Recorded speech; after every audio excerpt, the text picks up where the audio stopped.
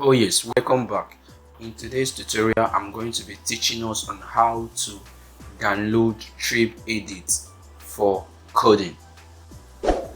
So without any further ado, let's get started. I will be dropping the link on the description below, so do well to click on the link to get the app downloaded on your phone. So without any further ado, let's proceed. We're going to be logging into Play Store. Already downloaded the app, so but for the sake of those who may want to download the app for coding, so I'm going to be going to Play Store to get it downloaded. Oh yes, so you click on search, where you find it, wherever you locate it, click on it. So once you click on it, then you come over here, then you type in this Trebedit. You're going to be clicking the very first one.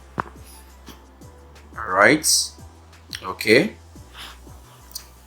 so you can see that I've already downloaded it on my phone. So for the sake of those who have not downloaded it, you can just click here. Meanwhile, over here it will prompt you to install the app. Meanwhile, the reason why you are seeing see details is because I've already downloaded it. You can see from here it said installed. So you that may have not downloaded the app already before now, just click on install and the app will get installed. So this is how to get this very app downloaded on your mobile phone. So do well to subscribe and like.